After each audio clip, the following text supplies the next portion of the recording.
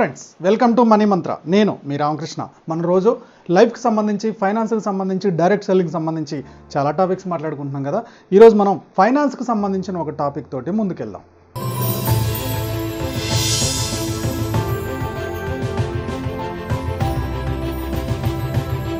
So లైఫ్లో ఫైనాన్షియల్గా బాగా సెటిల్ అయిన వాళ్ళు కొన్ని క్వశ్చన్స్ చేసుకుంటూ ఉంటారు, క్వశ్చన్స్ అడుగుతూ ఉంటారు అనమాట. వాళ్ళే సెల్ఫ్గా, దీన్ని ఏమంటారు, సెల్ఫ్ క్వశ్చన్స్ అంటామంట. సో ఇలాంటి సెల్ఫ్ క్వశ్చన్స్ వల్ల వాళ్ళు ఫైనాన్షియల్గా బాగా సెటిల్ అవుతారు.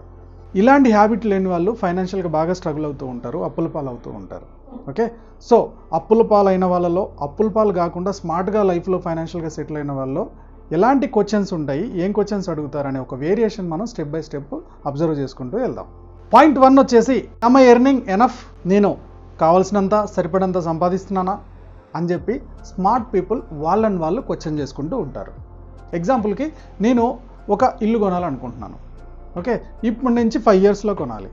సో ఇప్పటి నుంచి 5 ఇయర్స్లో కొనాలంటే నాకు వస్తున్న శాలరీలో నుంచి నేను వాటిని ఎలా సంపాదించాలి, అప్పటిదాకా ఇది సంపాదించగలుగుతున్నా లేదా, అప్పుడు కాస్ట్ ఎంత ఉంటుంది, ఆ కాస్ట్కి సరిపడా అమౌంట్ నేను ఎలా సేవ్ చేసుకోవాలనేది వాళ్ళు ఆలోచిస్తారు. ఎగ్జాంపుల్కి, మనం హైదరాబాద్ నుంచి వరంగల్ వెళ్ళాలనుకుంటున్నాం. ఓకే, సో హైదరాబాద్ నుంచి వరంగల్కి నడిచి వెళ్ళగలిగే వాళ్ళు ఉన్నారు. ఒకప్పుడు సైకిల్ మీద వెళ్ళొచ్చు, ఓకే, బైక్ మీద వెళ్ళొచ్చు, కార్ మీద వెళ్ళొచ్చు, ట్రైన్ మీద వెళ్ళొచ్చు, ఇట్లా కూడా వెళ్ళొచ్చు. ఓకే, మనం ఎంత స్పీడ్గా వెళ్ళాలి, ఎప్పటిలోపు కావాలనేది మన వెహికల్ డిసైడ్ చేస్తుంది. అలానే మీ డిజైర్స్కి ఇప్పుడు మీరు ఎంచుకున్న జాబ్ అనే వెహికల్ లేదా సెల్ఫ్ ఎంప్లాయ్మెంట్ అనే వెహికల్ సరిపోతుందా, ఈ వెహికల్ ద్వారా మీరు ఎన్ని రోజుల్లో సంపాదించగలుగుతారు అనేది పర్ఫెక్ట్గా ప్లాన్ చేసుకోవాలి. మీ డిస్టెన్స్ని బట్టి వెహికల్ మారుతుంది. ఎగ్జాంపుల్కి, ఇప్పుడు అమెరికా వెళ్ళాలనుకుంటే ట్రైన్ కుదరదు, వెహికల్ మారాల్సిందే. అది ఫ్లైట్ అనే వెహికల్, షిప్ అనే వెహికల్లోనే మీరు వెళ్తారు. షిప్లో వెళ్తే ఎన్ని మంత్స్ పడుతుంది, ఫ్లైట్లో వెళ్తే ఎన్ని అవర్స్ పడుతుంది, ఇంతే లెక్క. సో మనం ఎంతలోపు కావాలనేది మన డిజైర్స్కి మనం సంపాదిస్తుంది సరిపోతుందా లేదా అనేది చెక్ చేసుకుంటారు వాళ్ళు. ఓకే, సో ఏమని చెక్ చేసుకుంటారు, యామ్ ఐ ఎర్నింగ్ ఎనఫ్ అని ఎప్పటికప్పుడు వాళ్ళని క్వశ్చన్ చేసుకుంటారనమాట. వాళ్ళ డిజైర్స్కి, వాళ్ళ ఫైనాన్షియల్ గోల్స్కి తగ్గట్టు. ఫైనాన్షియల్గా స్మార్ట్గా ఉండే పీపుల్ నెక్స్ట్ క్వశ్చన్ వాళ్ళని వాళ్ళు క్వశ్చన్ చేసుకుంటూ ఉంటారు, what is my current net worth? ఇప్పుడు నాకు ఓవరాల్గా ఉన్న నెట్వర్త్ ఎంత? ఆప్షన్ ఏ, ఆప్షన్ బి, ఇద్దరు ఉన్నారు. ఆప్షన్ ఏ వచ్చేసి నెలకి 2 lakhs సంపాదిస్తున్నాడు, ఆప్షన్ బి 50,000 సంపాదిస్తున్నాడు. ఏ పర్సన్ ఏం చేస్తున్నాడంటే ఈ 2 lakhsలో మహా అంటే ఒక 10,000 20,000 సేవ్ చేసుకోగలుగుతున్నాడు. ఆప్షన్ బి వచ్చేసి ఒక 30,000 పర్ మంత్ సేవ్ చేయగలుగుతున్నాడు. వీళ్ళ నెట్వర్త్లో లాంగ్ టర్మ్లోకి వచ్చేవరకు ఆప్షన్ ఏ ఒక 5 to 10% సేవ్ చేయగలుగుతున్నాడు, ఆప్షన్ బి దాదాపుగా 30-40% సేవ్ చేయగలుగుతున్నాడు. సో చాలామంది నెట్వర్త్ అంటే ఏమనుకుంటారంటే, మీ శాలరీలో నెట్వర్త్ అని వచ్చినప్పుడు ఆ శాలరీలో వచ్చే నెట్వర్త్ని బట్టి మనం ఫైనాన్షియల్గా స్టేబుల్ అనుకుంటారు. బస్ మీకు 2 lakhs సంపాదిస్తున్నా, 20,000 సంపాదిస్తున్నా సరే, మీరు దాంట్లో ఎంత సేవ్ చేయగలుగుతున్నారు, దాన్ని ఎంతవరకు ఎసెట్స్కి పెడుతున్నారు అనే దాన్నే నెట్వర్త్ అంటారు. ఎసెట్స్ అంటే ఏంటి? ఓకే, మీరుంటున్న ఫ్లాట్ కానీ రియల్ ఎస్టేట్కి సంబంధించిన ప్రాపర్టీస్ అన్నీ కూడా ఎసెట్స్ కిందే వస్తాయి. గోల్డ్ ఎసెట్టే అవుతుంది. అలానే మీకు మ్యూచువల్ ఫండ్స్ ఎసెట్టే అవుతుంది. స్టాక్ మార్కెట్లో ఇన్వెస్ట్మెంట్ ఉండుంటే అదంతా ఎసెట్టే. ఇవన్నీ కూడుకుంటే మీకు నెట్వర్త్ ఎంత ఉందో అది మీ నెట్వర్త్. మీరు సంపాదిస్తుంది నెట్వర్త్ కాదు, మీకు ఇప్పుడు మీ దగ్గర ఉన్న ఎసెట్స్, మీ ఆస్తులే మీ నెట్వర్త్.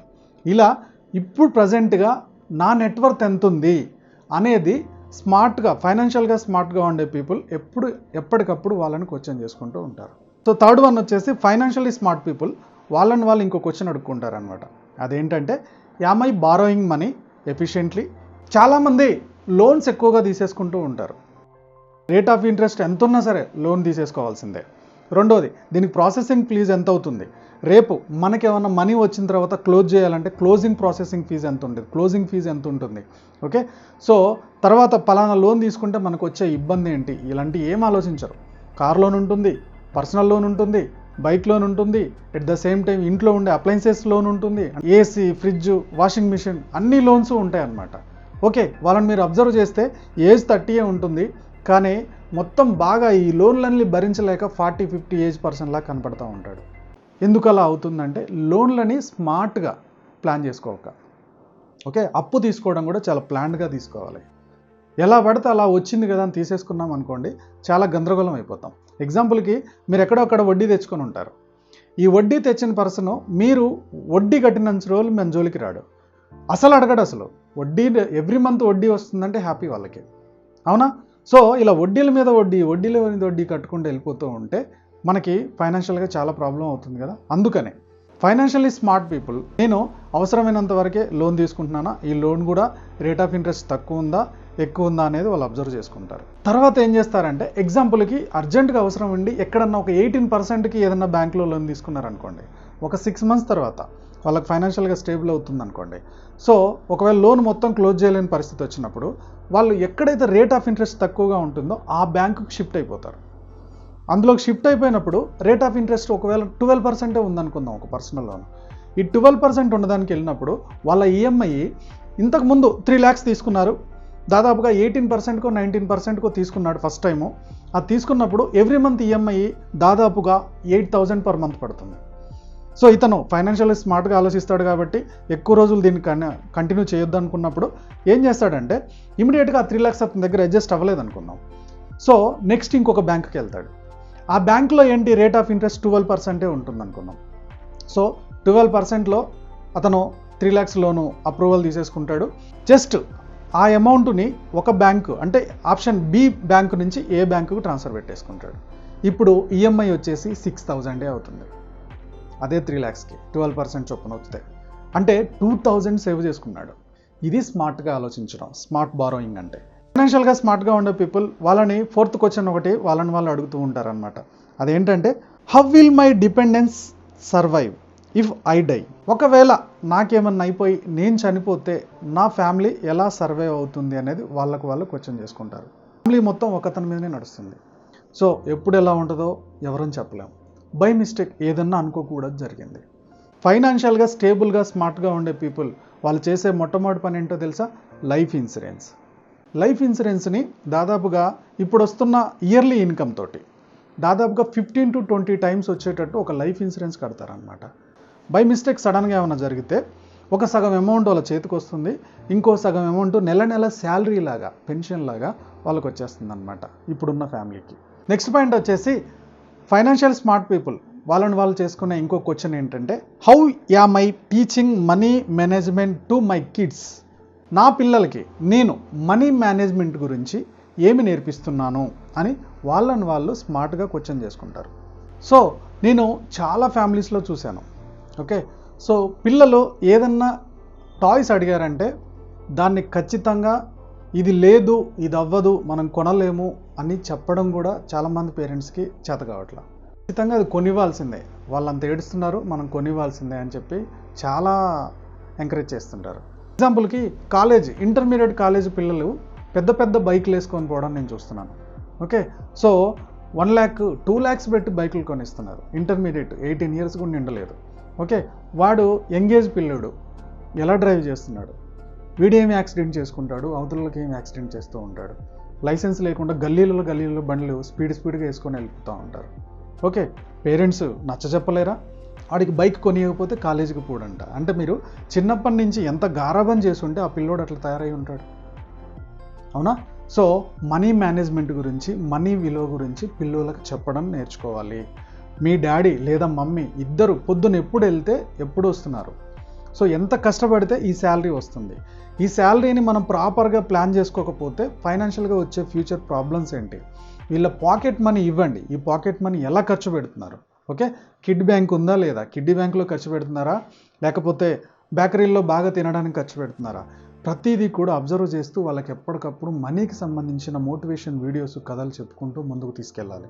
ఫైనాన్షియల్గా బాగా సెటిల్ అయిన కొంతమంది పీపుల్ వాళ్ళు అడిగే ఇంకో క్వశ్చన్ ఏంటంటే, how much do I need for my retirement? నేను రిటైర్ అయిన తర్వాత నా లైఫ్ లీడ్ చేయడానికి నాకు ఇంకెంత అవసరం పడుతుంది అని ఫైనాన్షియల్ స్మార్ట్గా ఉండే పీపుల్ ఎప్పటికప్పుడు ప్లాన్ చేసుకుంటూ ఉంటారు. సిచ్యువేషన్ రేపటి రోజున ఎలా ఉంటుందో తెలియదు. ఓకే, మీ మీద మీరు ఇన్వెస్ట్ చేసుకోవాల్సిందే, మీ రిటైర్మెంట్కి మీరు ప్లాన్ చేసుకోవాల్సిందే. గుడ్డిగా పిల్లల మీద లేకపోతే ఇంకెవరి మీదనో డిపెండ్ అయిపోయి మీ రిటైర్మెంట్ ప్లాను ఆపుకోవద్దు. What financial goals do I want to achieve and how? నా ఫైనాన్షియల్ గోల్స్ ఏంటి? నేను వాటిని ఎలా అచీవ్ చేసుకోవాలి అని చెప్పి ఎప్పటికప్పుడు వాళ్ళని వాళ్ళు క్వశ్చన్ చేసుకుంటూ ఉంటారు. ఫైనాన్షియల్ గోల్స్ అంటే ఏంటి? మా పిల్లల ఎడ్యుకేషన్ కోసం నేను ఎంత సేవ్ చేయాలి, పాప మ్యారేజ్ కోసం ఎంత సేవ్ చేయాలి, ఫారెన్ ట్రిప్ వెళ్ళాలి, ఎట్ ద సేమ్ టైం పిల్లల ఎడ్యుకేషన్కి మనీ సేవ్ చేయాలి. సో దీంట్లో 2 ప్రయారిటైజ్ చేసుకుంటారు. లేదా నేను ఒక వెహికల్ కొనాలి, లేదంటే మా పాప మ్యారేజ్కి ఇంత సేవ్ చేయాలి. ఈ రెండిట్లో పిల్లల ఎడ్యుకేషన్ ముందు, తర్వాత పాప మ్యారేజ్, ఆ తర్వాత వచ్చేసి ఫారెన్ ట్రిప్, ఆ తర్వాత కారు. ఇలా స్టెప్ బై స్టెప్ వాళ్ళకు వాళ్ళు ప్రయారిటైజ్ చేసుకుంటారు. ముందు నాది ఏది ఇంపార్టెంట్, తర్వాత ఇంపార్టెంట్ అనేది. ఆ తర్వాత వీటిని ఎలా రీచ్ అవ్వాలి, ఎక్కడ ఇన్వెస్ట్ చేయాలి, ఎందులో ఇన్వెస్ట్ చేస్తే పలానా టయానికి ఇవి పలానావి అందుకుంటాయి. ఓకే, ఇవన్నీ కూడా అది ఇన్సూరెన్స్లో చేయాలా, మ్యూచువల్ ఫండ్స్లో చేయాలా, షేర్ మార్కెట్లో చేయాలా, లేదా గోల్డ్ పర్చేజ్ చేసి పెట్టాలా, లేకపోతే ఒక ఫ్లాట్ కొని ఉంచాలా పాప కోసం అనేది వాళ్ళ ప్రయారిటీని బట్టి కొనేసి ఉంచుతారనమాట. ఫైనాన్షియల్లీ స్మార్ట్ పీపుల్ ఎప్పుడు కూడా వాళ్ళు అడిగే క్వశ్చన్ ఏంటంటే, ఇన్వెస్ట్మెంట్స్, కొత్తగా వచ్చే ఇన్వెస్ట్మెంట్స్ మీద ఎప్పటికప్పుడు అప్డేటెడ్లో ఉంటారు.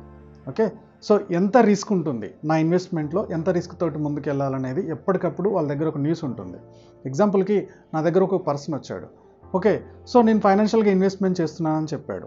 ఎక్కడ చేస్తున్నావు అంటే, నేను నా చిన్నప్పటి నుంచి చూస్తున్నాను, మా డాడీ ఇన్సూరెన్స్లలో ఎక్కువగా ఇన్వెస్ట్ చేసేవాడు, సో నేను ఇన్సూరెన్స్లో ఎక్కువ ఇన్వెస్ట్ చేస్తున్నాను అంటాడు. బస్ మీ డాడీ జనరేషన్కి ఈ జనరేషన్కి ట్రెండ్ మారింది, ఇన్కమ్ లెవెల్స్ కూడా మారాయి. నువ్వు ఇంకా అదే పట్టుకొని ఎలాడితే ఎట్లా? అంతే కదా. సో డాడీ జనరేషన్లో ఇన్సూరెన్స్ ఎప్పుడు కూడా సెక్యూరిటీ పర్పస్, అది ఇన్వెస్ట్మెంట్ గానే కాదు. ఓకే, ఇన్వెస్ట్మెంట్కి నీకు ఇన్సూరెన్స్లో వచ్చేదానికన్నా డబుల్ ఇంట్రెస్ట్ రేట్ వచ్చేది మీకు మ్యూచువల్ ఫండ్స్, స్టాక్స్. ఓకే, లేదు నేను రియల్ ఎస్టేటే వెళ్తాను, నీ ఇల్లు కొంటాను అంటారు. ఓకే, ఇల్లు కొనండి, బాగుంది. ఓకే, సో ఎగ్జాంపుల్కి నువ్వు ఇప్పుడు హైదరాబాద్లో సాఫ్ట్వేర్ జాబ్ చేస్తున్నావు. ఓకే, ఇక్కడ నుంచి బెంగళూరు వెళ్ళాల్సి వచ్చింది అనుకుందాం. ఇక్కడ ఇల్లు కొనేసావు, బెంగళూరు వెళ్ళిపోయావు. బెంగళూరు ఒక 10 years, అక్కడి నుంచి డైరెక్ట్గా ఢిల్లీ, నోయిడా వెళ్ళిపోయావు. నోయిడా నుంచి అమెరికా వెళ్ళిపోయావు. ఓకే, సో నీ ఇన్వెస్ట్మెంట్ ప్రాపర్టీ అయితే అక్కడ ఉంది, కానీ నువ్వు నీ ఇంట్లో అయితే ఉండలేకపోతున్నావు కదా. ఎవరికైనా సొంత ఇల్లు కావాలని ఉంటుంది, సొంత ఇల్లు తీసుకున్నావు, కానీ ఏం చేస్తాం, ఎక్కడెక్కడికో వెళ్ళిపోతున్నావు. అలా అని చెప్పేసి బెంగళూరులో ఒక ఇల్లు, ఓకే, నోయిడాలో ఒక ఇల్లు కొనుక్కుంటే తెల్లలేం కదా. సో ఇన్వెస్ట్మెంట్ అనేది ఎప్పటికప్పుడు ట్రెండ్ మారుతుంది. ట్రెండ్ మారుతున్నప్పుడు లేటెస్ట్ ట్రెండ్కి తగ్గట్టు మీరు ఇన్వెస్ట్మెంట్ని, టెక్నాలజీని నేర్చుకుంటూ వెళ్తూ ఉండాలి.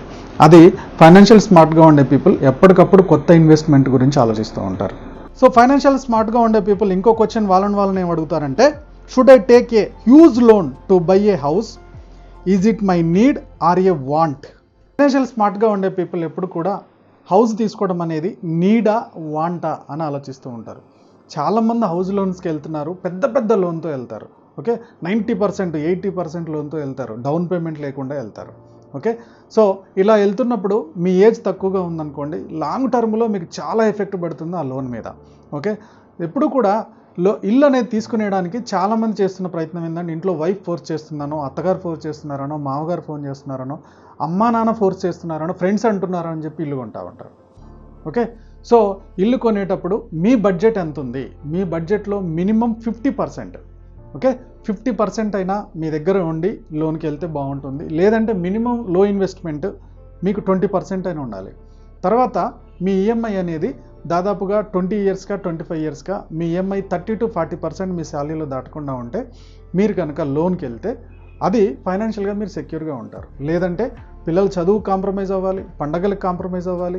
ఓకే, సో ఇలా లైఫ్లో చాలా కాంప్రమైజ్ అవ్వాల్సి ఉంటుందన్నమాట. అంటే ఇప్పుడు నాకు ఇల్లు లేకపోవడం వల్ల చాలా ఇబ్బంది అవుతుందని నీడ్లా ఫీల్ అవుతున్నారా, లేకపోతే చుట్టుపక్కల వాళ్ళందరూ కొనుక్కుంటున్నారు, వీళ్ళు చెప్తున్నారు కాబట్టి ఇల్లు కొంటున్నారా అంటే అది వాంట్. ఈ రెండు ఒకసారి వేరియేషన్ అబ్జర్వ్ చేసి ముందుకెళ్ళాలి. సో ఫైనాన్షియల్లీ బాగా స్టేబుల్ అయిపోయిన వాళ్ళు, ఫైనాన్షియల్గా స్మార్ట్గా ఉండేవాళ్ళు వాళ్ళు ఏం క్వశ్చన్స్ అడుగుతారనేది చాలా క్లియర్గా ఎక్స్ప్లెయిన్ చేశాను. మీలో ఆ హ్యాబిట్ ఉందా, మిమ్మల్ని మీరు ఆ క్వశ్చన్స్ అడుగుతున్నారా? అడిగితే మీరు ఫైనాన్షియల్గా స్మార్ట్గా అవ్వడానికి రెడీ అయిపోయినట్టే. అడగట్లేదా, రేపటి నుంచి అడగండి. ఓకే ఫ్రెండ్స్, ఈ టాపిక్ మీకు నచ్చింది అనుకుంటున్నాను. నచ్చినట్టయితే లైక్ చేయండి, కామెంట్ చేయండి. నా యూట్యూబ్ ఛానల్ చూస్తున్న నా వ్యూవర్స్, నా సబ్స్క్రైబర్స్ లైఫ్లో ఎప్పుడు కూడా గొప్పగా స్థిరపడాలని కోరుకోవడంలో మా మనీ మంత్రం ముందుంటుంది. Go self made.